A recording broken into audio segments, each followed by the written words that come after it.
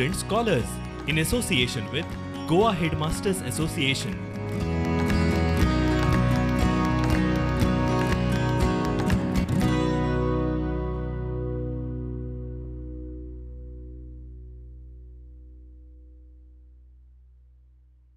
नमस्कार 10वीच्या विद्यार्थ्यांनो, आज आपण आपल्या पाठ्यपुस्तकातील पाठ क्रमांक 5 गाडेकार हा पाठ अभ्यासणार आहोत. पाठाचे लेखक आहेत ह.ना. नार्वेकर. मुलांनो, आपल्या आयुष्यात आपल्याला अनेक माणसं भेटतात आणि ही माणसं त्यांच्या खास गुणांमुळे आपल्या कायम लक्षात राहतात. असंच एक व्यक्तिमत्व लेखकांच्या जीवनातही आलं आणि कायमस्वरूपी त्यांच्या मनात व ते स्मरणात राहिलं. ते म्हणजे गाडेकराचे व्यक्तिमत्व. साधा भोळा, मुलांवर प्रेम करणारा असा हा गाडेकर, या गाडेकराचे वर्णन लेखकांनी या पाठात केलेलं आहे. पाठाकडे वळण्या अगोदर आपण जाणून घेऊया लेखकांबद्दल. लेखकाचे पूर्ण नाव हनुमान नारायण नार्वेकर. जन्म 1936. लेखक पेशाने शिक्षक होते.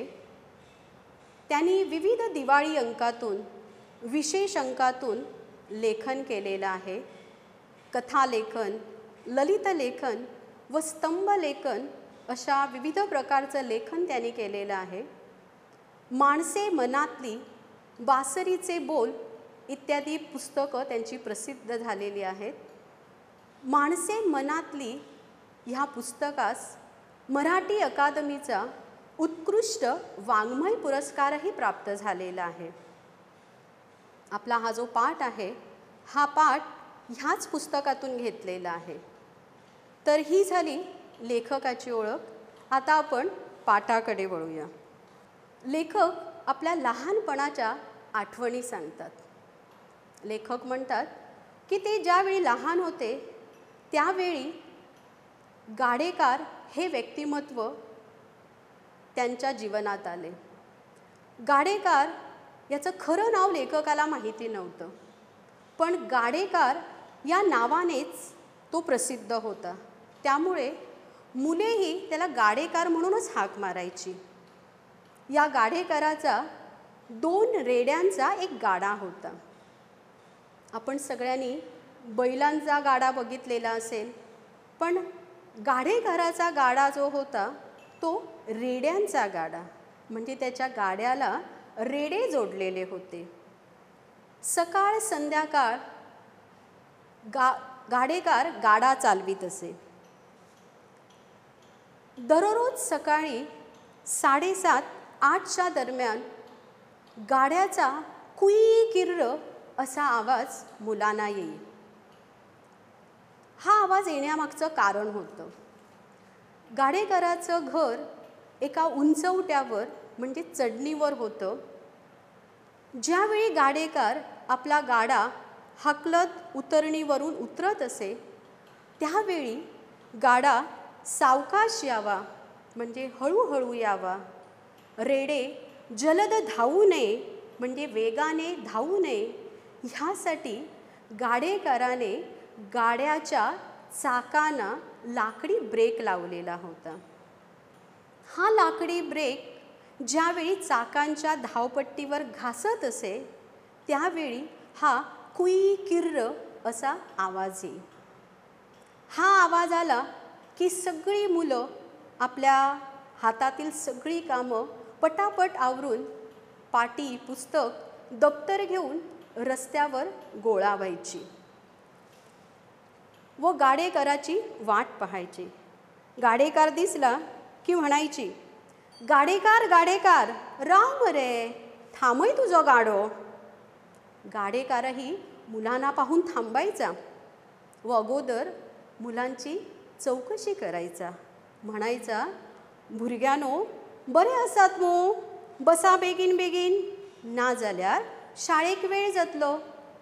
असे म्हणून गाडेकर मुलांना स्वतःच्या हाताने गाड्यात बसवी व त्यांना शाळेकडे घेऊन जाई. शाळेला जाण्यासाठी उशीर होऊ नये म्हणून गाडेकार आपला गाडा वेगाने चालवी. जिथे 2 रस्ते फुटतात अशा ठिकाणी गाडेकार आपला गाडा थांबवी. कारण रस्त्याच्या एका दिशेने बाजारात जाण्याची दिशा होती, वाट होती, तर दुसऱ्या दिशेने शाळेची वाट होती. मुलं त्या ठिकाणी उतरायची, शाळेकडे निघायची व दुसऱ्या बाजूने गाडेकार बाजारात जाईल.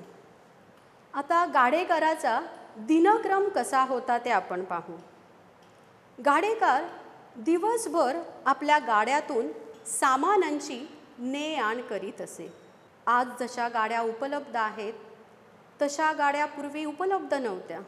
त्यामुळे सामानांची ने आण करण्यासाठी किंवा एखाद्या जागेहून एखाद्या ठिकाणाहून दुसऱ्या ठिकाणी जाण्यासाठी अशा या बैलगाडी किंवा रेड्या गाड्यांची त्या ठिकाणी वापर व्हायचा. गाडेकार दिवसभर सामानांची ने आण करायचा. तर त्याच्या गाड्यातून तो कोणकोणतं सामान न्यायचा. फुटकळ सामान असायचं, फुटकळ म्हणजे किरकोळ सामान, लाकडं असायची, तर कधी गुळाच्या ढेपी असायच्या. लेखक सांगतात गाडेकार क्वचित दुपारी घरी जेवायला येताना त्यांनी पाहिलेलं आहे. लहानपणाच्या आठवणी त्यामुळे लेखकाला नीटसं आठवत नाही. लेखक म्हणतात कदाचित तो सकाळी जेवणाचा डबा घेऊन जात असावा व वाटेत कुठेतरी जेवत असावा. अशा प्रकारे दिवसभर सामानांची ने आण करणं हे या गाडेकराचं काम. संध्याकाळी 6-7:30च्या दरम्यान गाडेकार आपल्या घराकडे परतत असे. गाडा मुलांच्या घराजवळ पोचला की मुलांची मज्जा होई. कारण चढण असल्यामुळे रेड्यांना गाड्यासकट चढणं फार कठीण जायचं. मग गाडेकार मुलांना म्हणायचा, भुरग्यानो गाडो दुखलात फाटसून. मग मुलं गाडं ढकलण्यासाठी आनंदाने पुढे यायची. पण बऱ्याच वेळा गाडा ढकलण्याचं सोडून गाडा ढकलण्याचं नुसतं नाटक करायची. तर कधीकधी हळूच गाड्यात चढून बसण्याचा प्रयत्न करायची. आणि त्यामुळे व्हायचं काय, तर बेचारे रेडे एकतर गाड्याचं ओझं आणि त्यात या मुलांचं ओझं, त्यामुळे त्यांना चढण चढताना थोडासा त्रास व्हायचा. खरं तर गाडेकराला हे माहिती होतं, मुलं गाडा ढकलत नाही, नुसतं गाडा ढकलण्याचं नाटक करतायत हे गाडेकराला माहिती होतं. पण गाडेकार कधीही मुलांवर ओरडला नाही. उलट ठराविक अशा जागी पोचल्यावर गाडेकार मुलांना म्हणायचा, पुरा भुरग्यानो चला आता अभ्यास करा, पर्वचा म्हणा. पर्वचा म्हणजे उजळणी करणं, पाडे म्हणणं. पूर्वी तिन्ही सांजेच्या वेळी घराघरातून मुलं शुभम करोती म्हणायची, पर्वचा म्हणायची, म्हणजे जो काही अभ्यास असेल त्याची उजळणी करायची. तर गाडेकार या ठिकाणी मुलांना पर्वचा म्हणण्यासाठी, अभ्यास करण्यासाठी सांगत आहे. तर एकूण ह्या सगळ्या गोष्टीवरून आपल्याला जाणवतं ते म्हणजे गाडेकार मुलांवर खूप प्रेम करायचा, त्यांची काळजी करायचा. घरी पोचल्यावर गाडेकार अगोदर रेड्यांना गाड्यापासून मोकळं करायचा, त्यांना गवत पाणी द्यायचा आणि त्यानंतर स्वतः चहा पाणी घेत असे. ह्यावरून त्याचं प्राणी मात्रांवरील प्रेम आपल्याला दिसून येतं. एकदा का चहा पाणी घेऊन झालं की गाडेकार हातात मासळीसाठी पिशवी घेऊन बाजारात जाईल. बाजारात जात असताना त्याच्या तोंडून काही वाक्य त्या ठिकाणी यायची. ती म्हणजे हिरी रिरी पाप्पा किंवा जगान कोण सुखी असा, हाव गाडेकार, असं म्हणत तो रस्त्यावरून जायचा. रस्त्यावरील कितीतरी लोक त्याच्या या आवाजात आवाज मिसळून हाव गाडेकार अशी उत्तरं द्यायची. तर काही लोक हसत असे, तर स्वतःला सभ्य समजणारी काही लोक तोंड कसंच करून तिथून निघून जाईल. जगान कोण सुखी असा, हाव गाडेकार अशी आरोळी मुलांच्या कानी पडली की गावातील सर्व मुले एकत्र होईल. हातातील सगळी कामं सोडून मुलं त्या ठिकाणी एकत्र व्हायची. कुणी अभ्यास अर्धवट टाकून, कुणी खेळ बंद करून, तर कुणी चहा पाणी तसंच सोडून एकत्र व्हायची व गाडेकराची वाट पाहायची. व गाडेकर दिसला की म्हणायची, जगान कोण सुखी असा, आणि तेवढ्याच आनंदाने गाडेकर उत्तर द्यायचा, हाव गाडेकर.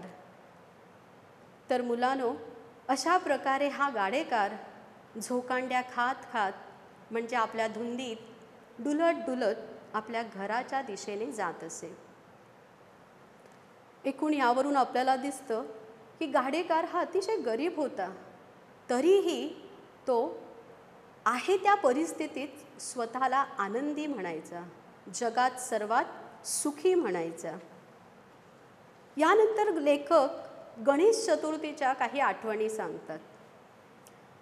गणेश चतुर्थीला वाड्यातील सर्व गणपती गाडेकराच्या गाड्यातूनच तारीवर विसर्जनासाठी नेले जायचे.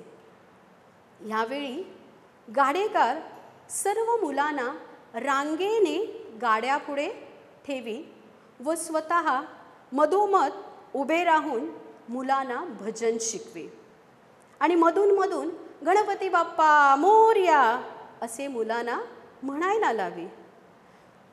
व विसर्जन झाल्यावर सगळ्या मुलांना आपल्या गाड्यात बसवून त्यांना घरी आणून सोडत असे.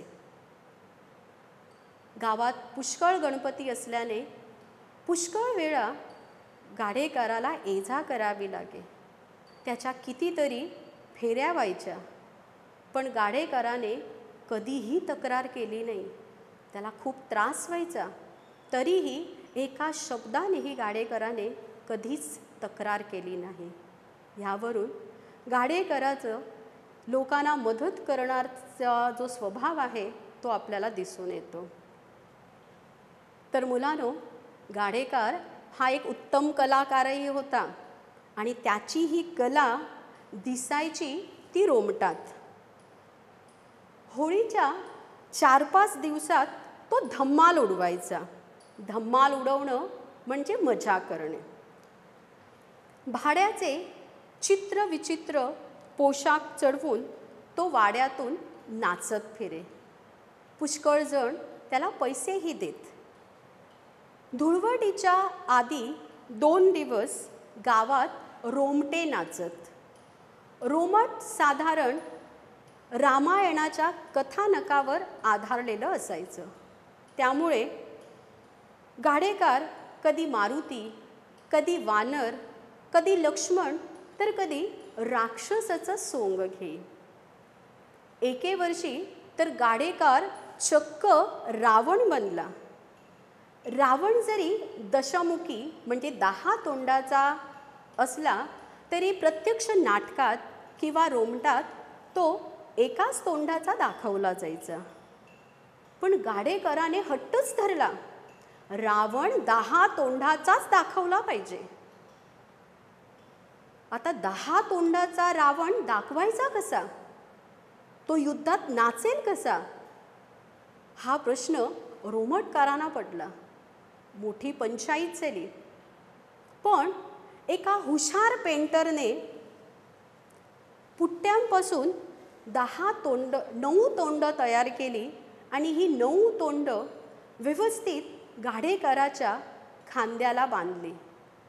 त्या वर्षी गाडेकर इतका उत्कृष्ट नाचला की पाहणारे सगळेजण खुश झाले. रामायणाचे युद्ध तर सुरेख रंगले. त्यांच्या गावातील त्याचबरोबर आजूबाजूच्या गावातीलही लोक खास त्याचं हे नृत्य त्याची ही कला पाहण्यासाठी आले होते. पुढच्या वर्षी ह्याच्यापेक्षाही चांगल्या प्रकारे रोमट नाचवावे असे ठरले. पण मुलांनो, पुढचे वर्ष पाहणे गाडेकराच्या नशिबात नव्हते.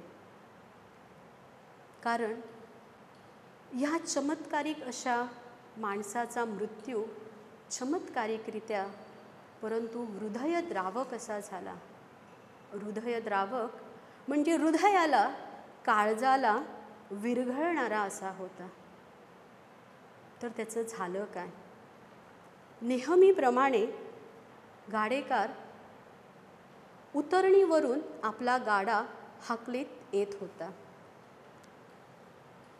इतक्यात त्या ब्रेकला बांधलेला दोर अचानकपणे तुटला. जोर जोराने गाडा धावू लागला. रेडे उधळले गेले. पुढे काय होणार हे गाडेकराला दिसत नव्हतं, पण धोक्याची जाणीव मात्र त्याला होत होती. आणि हा धोका टळावा ह्यासाठी आपण काहीतरी केलं पाहिजे म्हणून त्याची धडपड सुरू होती. काय करावं सुचत नव्हतं, पण रेड्यांना अडवणं गरजेचं होतं. म्हणून गाडेकरांनी गाड्याच्या पुढे उडी घेतली व रेड्यांना अडवण्याचा त्याने प्रयत्न केला. पण उतरण असल्यामुळे तो गाडा अडवू शकला नाही. रेडे जोर जोराने धावू लागले आणि ह्या गाड्याबरोबर गाडेकरही जोर जोराने फरफटत खाली गेला आणि खाली एका विजेच्या खांबावर जाऊन आपटला. त्याचं मस्तक एका विजेच्या खांब्याला आपटून छिन्न विछिन्न झालं आणि त्यातच गाडेकराचा शेवट झाला. गाडेकराचा मृत्यू झाला. त्याच्या या अशा आकस्मिक निधनाने अख्ख्या गावाला फार दुःख झालं. अख्खा गाव त्याच्या अंत्ययात्रेसाठी गोळा झाला होता. त्या दिवशी कुणाच्याच घरात चूल पेटली नाही, म्हणजे कुणीही जेवला नाही. तर असा हा गाडेकर, मुलांवर भरभरून प्रेम करणारा, त्यांना हसवणारा, सगळ्यांना मदत करणारा, प्राण्यांविषयी दयेचा भाव असलेला व उत्कृष्ट कलाकार, अशा या गाडेकराबद्दल लेखकांनी या पाठात वर्णन केलेलं आहे. मुलांनो, हा पाठ या ठिकाणी संपलेला आहे. परीक्षेच्या दृष्टीने पाठात समानार्थी शब्द, विरुद्धार्थी शब्द, विशेषणे, भाववाचक जी येऊ शकतात ती मी या ठिकाणी लिहिलेली आहेत. आपण नीट वाचू. समानार्थी शब्द: कथा, गोष्ट, अंत, शेवट, रस्ता, मार्ग, शाळा, विद्यालय, दिवस, दिन, पाणी, जल किंवा उदक, फुटकळ, किरकोळ, आवाज, ध्वनी, घर, गृह. आता विरुद्धार्थी शब्द पाहू. दुर्दैव, सुदैव, प्रसिद्ध, अप्रसिद्ध, चढण, उतरण, जलद, सावकाश, सुख, दुःख, यशस्वी, अयशस्वी, कठीण, सोपे, सभ्य, असभ्य, जन्म, मृत्यू. त्यानंतर विशेषणे बनवा.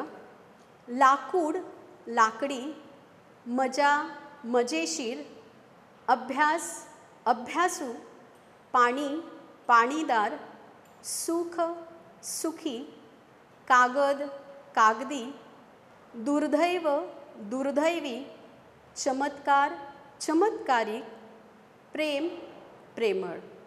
भाववाचक नामे जी या पाठात आलेली आहेत: माणूस, माणुसकी, प्रसिद्ध, प्रसिद्धी, सभ्य, सभ्यता, हुशार, हुशारी. एकच वाक्प्रचार या पाठात आलेला आहे, तो म्हणजे धमाल उडवणे.